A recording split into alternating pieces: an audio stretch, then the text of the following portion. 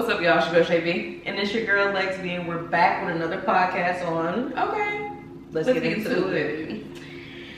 How was your week? If I remembered, I'd tell you. Let me know. Y'all ever feel like y'all weeks just blur together, the days just blur together? You have to really sit and ponder on what it was that you did that week. Like everything's kind of just zoom. Yeah, that's what it felt like, honestly. I can't hold you, but if you had to think about your week, what's something good that happened to you this week? Oh, I think Friday was my good week. Why? Because it's time to go? You sound like fuck. Well, not my good week, it was my good day. It was a end of a process and a start to a new one too. New chapter. Mm-hmm. Okay. Yeah, so that was exciting for me. Yeah, but it was Friday too, so. Yeah. What about you? I think the best part of my week was being able to implement a skill. Ooh, that's what. Based off the knowledge that I've learned. I'm not trying to get into all of that, but based off the knowledge that I've learned, I was able to implement a skill, and it was very rewarding for the entire week. So I could say that. Yeah. Okay. Okay. I was trying to figure out what you said. Okay. So today's topic is what, baby? It is. What are we talking about? Oh, understanding your attachment styles. Understanding attachment styles as a whole, not just yours, but I'm pretty sure as we speak, you'll understand what yours might be. And understanding love languages. Okay, so if it's okay, I'm gonna break down what some attachment styles are. Break it down now. Okay, so I did not cheer. We done. What are attachment styles? So there's 4 different types of attachment styles. 4 different types of attachment styles. Okay. So we have the secure, we have anxious, we have avoidant, and fearful avoidant, which is kind of disorganized, is what it says. Right. Disorganized. Right. So it said it can originate in childhood relationships and especially with your caregivers. Okay. Can you agree with that? Like it starts with your caregivers? Right, that is where you first learn any type of anything, like your emotions, right. your claim, anything in your life starts as a kid. So yeah, I agree with that. Yeah. Now, do you mind explaining to the people what they are? You just telling them naming some stuff and telling them it starts from childhood. Okay. Okay, so secure. What does that look like? Secure to me means like I can be with someone and I don't need any like reassurance because I have that within myself. Kind of like validation within myself. Right. I don't need that. So I feel secure with them. This is my attachment style. Okay, like, so example would be what? Examples like we got together and regardless of who you were as a person and what you did to me, like I'm secure in that. Like I don't have to worry about anything else. Like I need you to go a little deeper. Okay. You keep saying secure. What does that look like? Like I said, validation. Like I don't need any type of external validation, no compliments, nobody that like you. I live in a household where I was reassured. I was given not really compliments, but life was spoken into me. I was affirmed on a daily. I didn't have to ever worry about what anything was coming from or what my next move was. Like I'm secure in this. So when I say like I got with her, just an example, I got with her and I didn't have to worry about anything. Whatever she chose to do in life, I was fine. That is a secure attachment style. And I feel like that's what, me personally, I feel like that's what the goal should be. Like I'm secure. Right. Like within my relationship. So that's what I feel like secure is. Anxious is, she ain't go to the bathroom when I'm on edge. Where you at? What you doing? On edge, like why you in the bathroom for 2 minutes and 22 seconds? Another one is like, she leaves the house and I can't allow her to be 5 minutes out the house without me blowing her phone. Right. That's anxious. Right. Any little thing they do, you being away from them for any amount of time, or feel like y'all gotta hold the phone all night. Yeah. That's an anxious attachment. That's also a dependent, codependency thing. Yeah. What's your face? Good for you.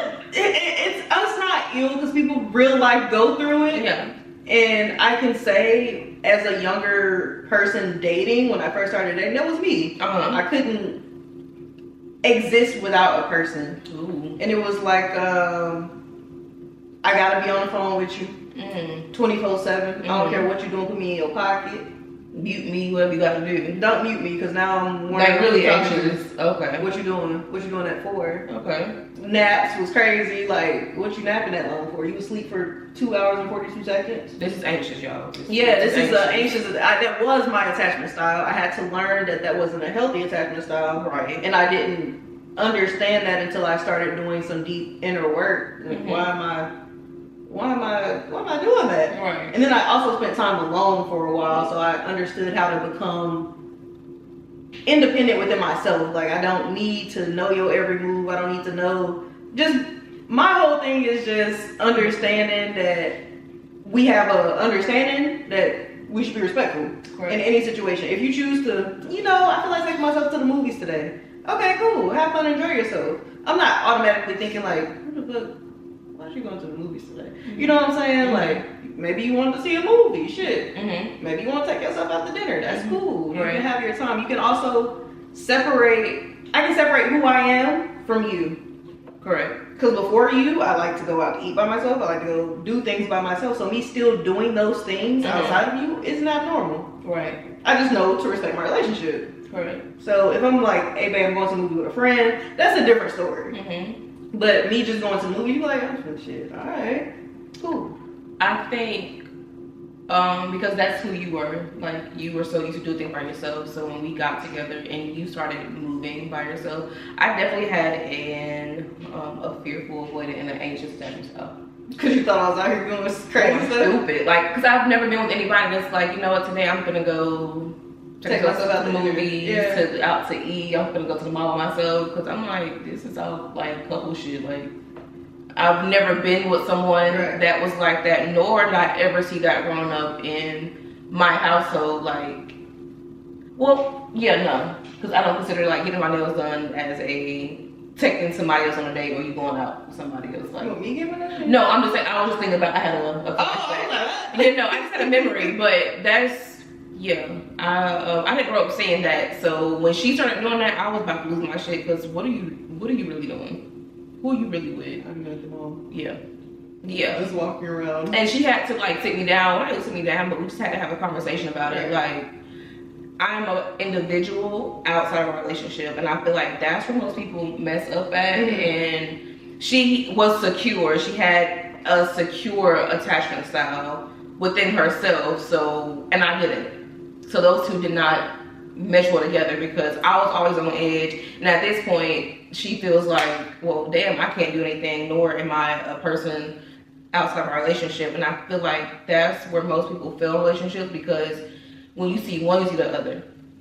Like, it's never like, well, where's such and such? Oh, she went out to take care of herself today, or she had some me time today. So yeah, we just like, that's abnormal to some people. It's cool, don't get me wrong, because we do a lot of things together. We do a lot of things together. We spend a lot of time together. Normally it's when you see me, or vice versa. When you see me, you see you, and vice versa. So that's normally what it is. We spend a lot of time together. Just the times that we don't have, and I might have some free time on my own, or vice versa. You do what you do. You do what I do. I do what I do. You do what you do. That's cool. Just don't be out here acting crazy. That's all. Yeah, and I feel like if the world could understand that, or just people in a relationship could understand that, a lot of relationships can sustain a lot of stuff. It's a lot deeper than that. It is, but that's like, I feel like that's kind of surface level stuff. Understanding your attachment style at the root. At the root, yeah, because I'm pretty sure if I understood my attachment style, what that looked like, how to heal from it, how to maneuver through it, how to speak on certain actions, half the shit we went through in the beginning relationship would have never happened. Right. So you said you were fearful avoidant. Explain what that is to people. Fearful avoidant. So it's kind of like overthinking. Not even kind of like, it's overthinking. Okay, so for example, you're an affectionate person. I was not. So when you give me affection, it feels so good, but it's like, should I give it back? It's like drawing blanks. Like, I don't know, like, should I? Your brain doing the math right Yeah, like, it's literally, it's gears turning, like, I don't know what the fuck to do. And it's smoking. Like, that's how bad it is. It's over here. It's on fire, yes. Blowing a gasket. So, yeah, so you're an affectionate person. I'm not. So you give me affection, and it's like, well, growing up, I never received affection like that. So you give me affection, it's kind of abnormal one. And if I give it back, are you gonna hurt me? Like, are you gonna do anything to hurt my feelings? So it's like, okay, I can do something that you experience. Like they would give affection sparingly, and it was probably like, okay, I love you, but I'm gonna beat the shit out of you in a minute. Exactly. Yeah. So, and I did this because I love you. Right. Ooh. You okay? Yeah. Okay. Yeah. Yeah. We're here. But you want affection. You like, you're not affectionate enough with me. Like, I need affection. Okay, so I'll give. So it's another example of breadcrumbing. I'll give, and then it's like, but I'm scared.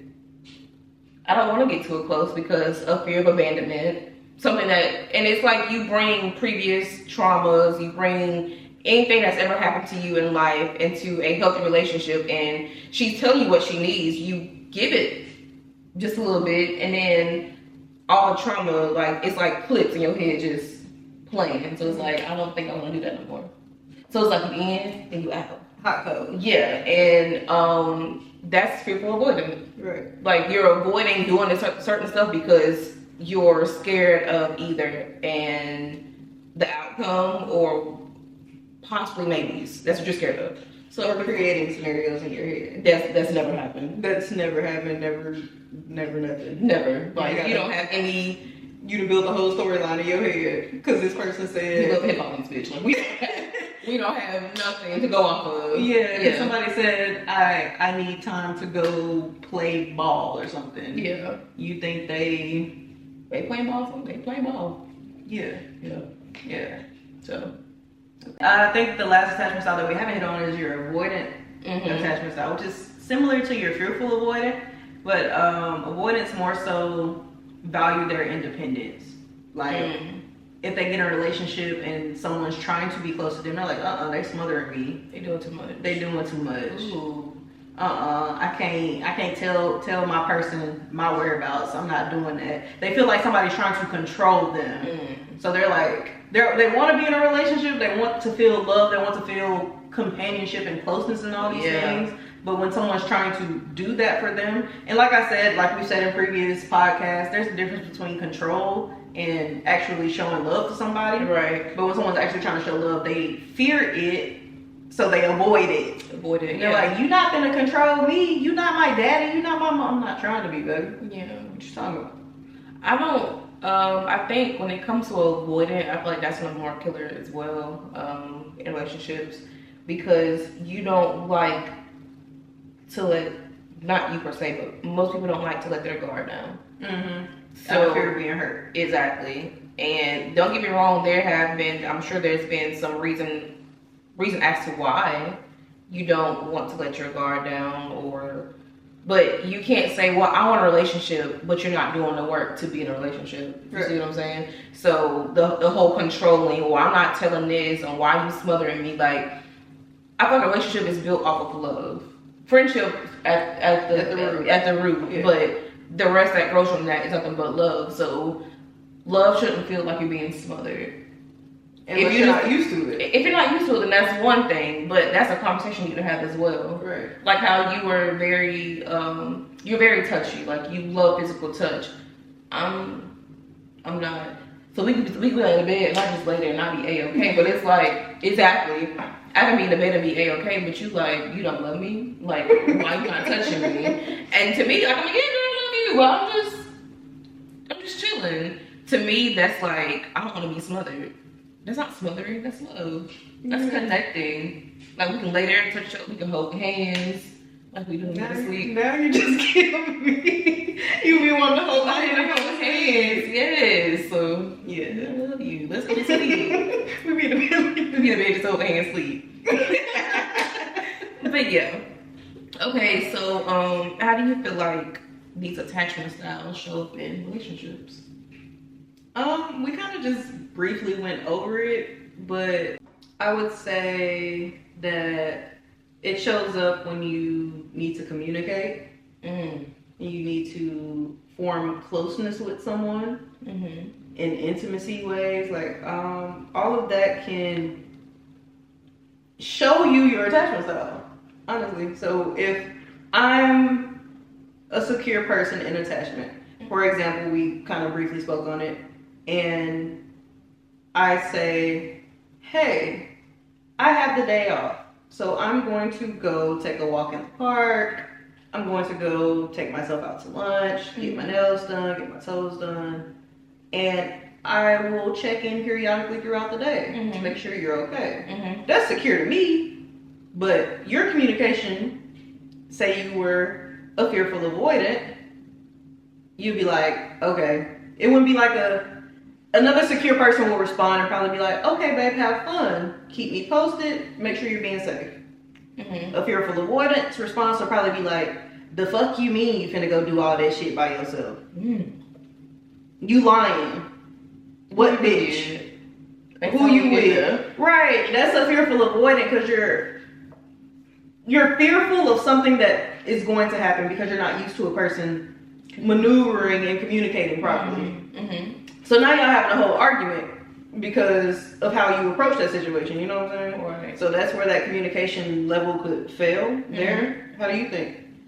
I could say that it'll definitely hinder trust building because just based off that scenario, I don't trust you. And I ain't did nothing. You ain't did nothing. I communicated properly, told you what I was gonna do. Yeah. And I don't trust you. Like I'm talking about over here, FaceTime when you get there. Cause who you really with? Let me see. Go like this with the camera. Because I have a fearful avoidant attachment style. I have an anxious attachment style. So I don't know who you with, why you with them. Why you chose to do this today? When you off, and I'm not off work. Right. Now we off together. We can go to the park together. No, like that's lacking trust building. Like we can't build no trust off of me being fearful and avoidant. And not properly saying like, hey, I know you're gonna do this today, but I'm having this feeling. It made me uncomfortable. Exactly. I'm having this feeling, and I know that you're going by yourself, and that is okay. But if you can do these 1-2 things for me throughout the day while you're taking some time out to yourself, that really helped me. And we had to learn that in our relationship as well because I was, I used to be, before I met you, I was the anxious person. But when I met you, like spending time alone, like I had stated before, I became very secure because I'm like, I want to be in a relationship, but I'm also independent. I'm also a person outside of these relationships. So me coming to you like, hey, I'm off today, I'm gonna go do X, Y, Z, and you coming to me like that, we had to sit down. I'm like, why do you feel that way?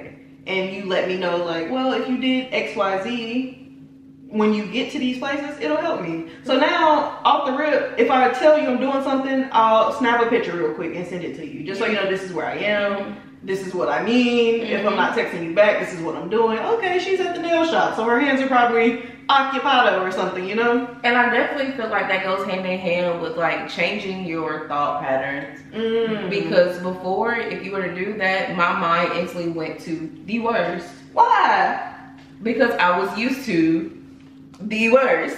So what you mean? Like if I snapped a picture and sent it to you, you thought the worst in what ways? No, like outside of the picture. Like but before we even sat down and had the conversation, I'm like, okay, babe, if you were to do this, it'll make me feel X, Y, and Z. Before that conversation ever happened, if you were to ever text me and say, hey babe, I'm off, I'm finna head to the mall real quick, or I'm finna go take myself out to eat, my first thought is she finna go pick a bitch up. They finna go to the mall or scratch that. She finna go to the mall, find a little cute 1-2, then meet the bitch out to eat. Like, I have the I-10 by 10. Like, and I can't be alone because I know some of y'all act like this too. So that was my thought process. And when you told me like, it doesn't make me feel like I can be an individual outside this relationship, I'm like, am I that bad?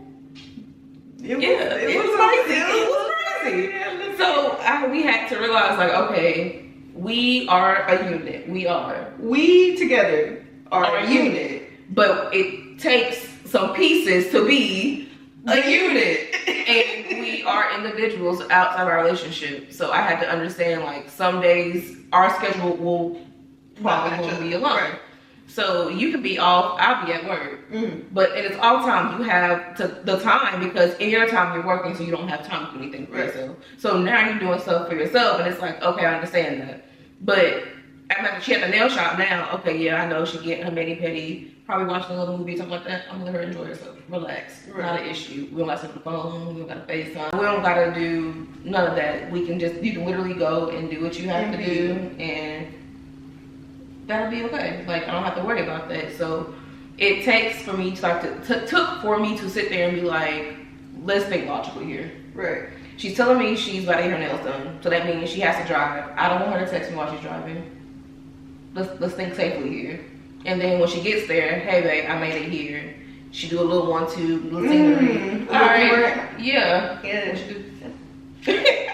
Yeah. So you do that, and it's like, okay, yeah, she about to enjoy herself. Like, it's fine. I'm okay. My brain don't wander. Now, if you go about 5-6 hours, I'm gonna have a couple questions like, damn, babe. Like, I would have updated you though. Exactly, and I feel like it takes two, because one, the person who has this fearful, avoidant, or this anxious attachment style, you have to learn how to alter your thought process. And that secure person, you have to work on communication. It's like a communication thing. It takes communication. Like, you have to communicate, and that's where the trust building comes in. That, and once you build trust, that's where the connection comes in. That's where the intimate, like, it's a domino effect. So, yeah. Okay, so what were some steps you took for anybody that's out there that has a fearful, avoidant attachment style? What are some steps that you took to start changing out of that, maneuvering out of that? The first process I did was sit down and found some writing prompts on Pinterest.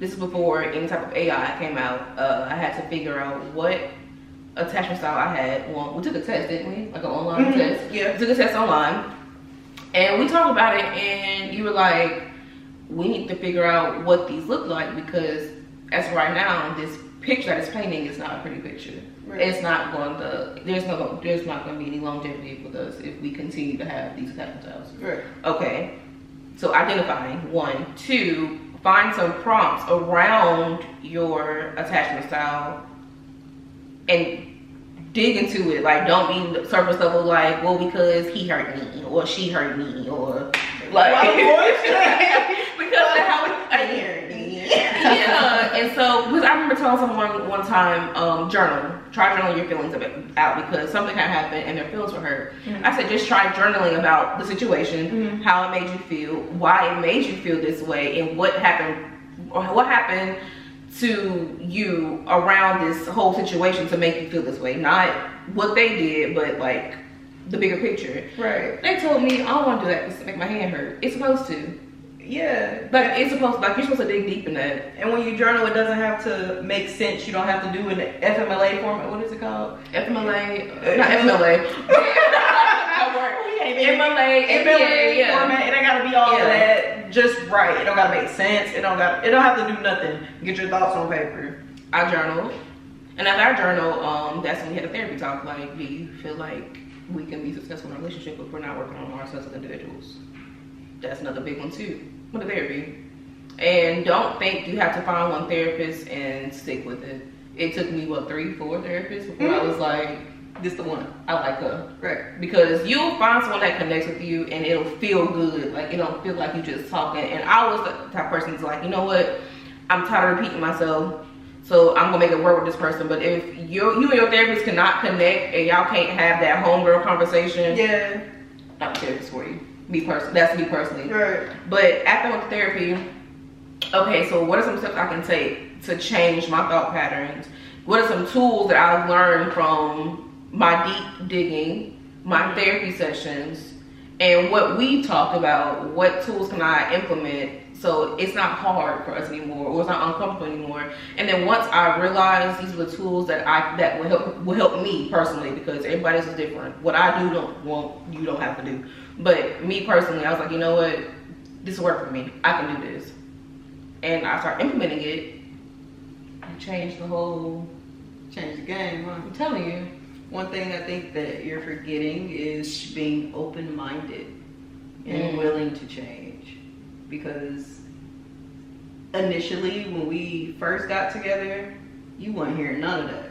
I thought it was perfect. Yeah, you won't hear none of that. So your partner, granted, if your partner is not willing, that doesn't mean that you don't have to do the work. Right. You can still do the work within yourself. And normally when you grow, you're going to outgrow that person. You're going to be like, you know what? You're not trying to grow with me. You're not trying to grow in love. You're not trying to grow as a person. We not matching no more. Yeah. We matched when I was unhealed, when I was not healing.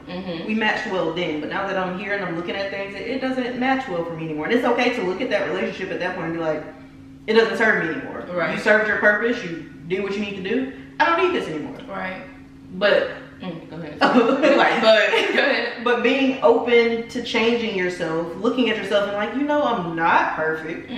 You know, I do have some fucked up ways and some fucked up behavior. If this person keeps repeating this, obviously something's wrong. Right. And it's not just them pointing out my flaws. They point out theirs as well. Like it's a strong dynamic that needs to happen. Everybody needs to be open and willing to change, and everybody needs to be open and willing to grow in that situation.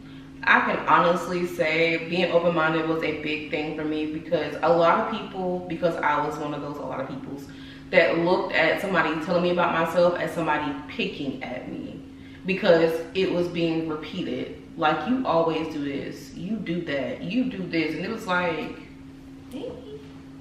No, I don't. Me? No, I don't. Shut up. Yeah, so you have to think about, like, somebody telling that you do something. Granted, how they come to you and approach you, that definitely matters, but how you choose to respond and take that in is solely up to you. So somebody telling you like, hey, you have a tendency to make me feel uncomfortable whenever I say I'm going to do something, and these are your responses. Your responses don't make me feel comfortable. And it's being repeated. They're not picking at you. Obviously, they're saying this because it's something that you're doing and it's not working. Instead of, what you mean my responses are wrong? I'm just telling you how I feel. No, baby, you gotta approach that. You gotta know how to say how you feel. Tactfully approach that. Exactly. And you asking me what bitch I'm with is not a feeling, baby girl. You know what I'm saying? Like, what bitch you with? Like, you got me fucked up, Jerome. Look.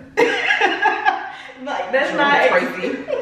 That is not expressing the feeling. Yeah. Now your partner also has to be open to communicate and handle your feelings gently. So if you come to your partner like, hey, instead of you got me fucked up, Jerome, like, hey babe, I mean, I know you're doing this, it's just making me a little bit uncomfortable. I'm not sure where that uncomfort is coming from. I just need a little reassurance. If Jerome hits you back like, the fuck you mean you need some reassurance, Tasha? Don't laugh at me. I'm trying to stay here so bad. I ain't reassuring shit. That's for you to deal with. Yeah. But that's the thing though, like, when do you know when it's not up to you to deal with that feeling or place that feeling on that other person? Because that can be confused, because if I'm having a feeling and I come to that feeling, it's not always up to you to fix that feeling for me. No, you can allow me to know. I can give you reassurance, but it's not my job to work through that feeling for you. Now I can work through it with you and try to get to the root of it, but that is also not my responsibility. As a partner, the partner that I am, I take that as my responsibility to understand you and understand why you're having that feeling. But ultimately, it's nobody else's responsibility to deal with your feelings but you. Hello. Yeah. Okay. So if you come to me like, hey babe, I'm having a feeling about XYZ, and I'm like, oh babe, I'm sorry that this made you feel this way. Whatever. How can we work through this? Yeah. Like, okay, cool. Or how can you begin to work through this? Challenge you to figure that out, you know? So I feel like even when those situations happen, people lack the words of acknowledging that something hurt their feelings. A lot of, we're in the, what is it? What culture are we in now? It is what it is. It is what it is, and don't piss me off or piss me off. That's not really the culture. What is it called? I'm trying to think of the name of it.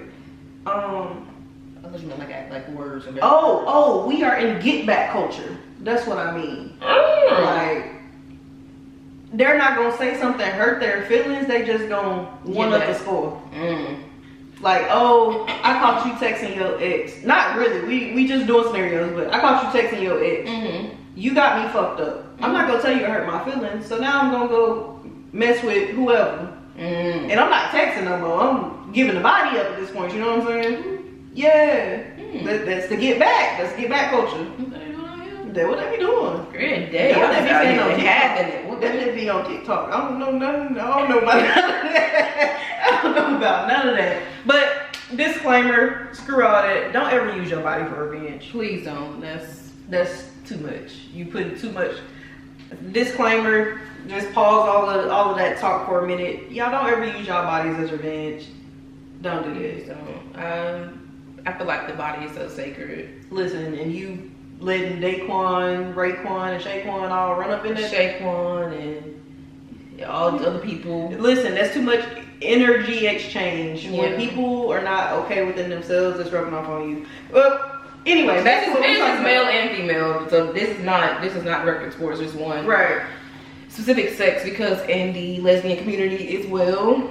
Yeah, I think we got it worse, honestly. I don't know what they be doing out there. I ain't never even just really been out here in them streets like that. I'm a lover girl. I'm a lover. I like to be put up, baby. You know what? I didn't know I was a lover girl until I got with you.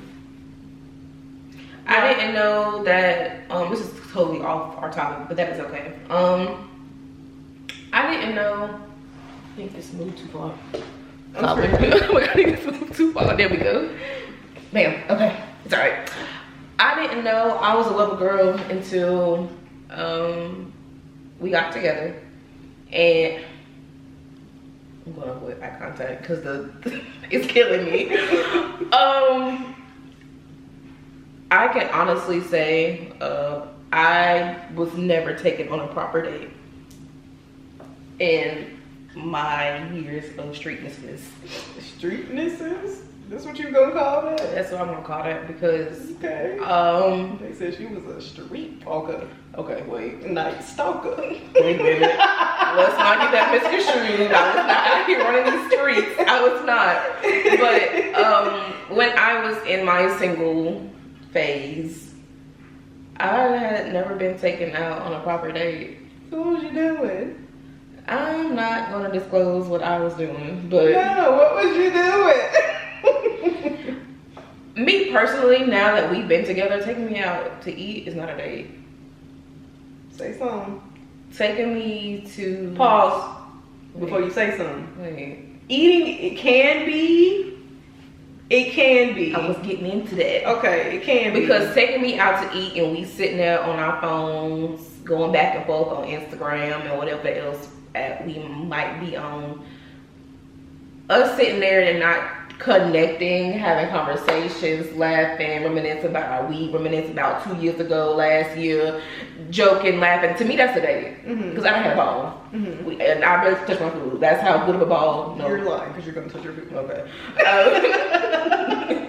I'm just saying, that's a date to me. Threw that in there because you're going to touch it. Okay.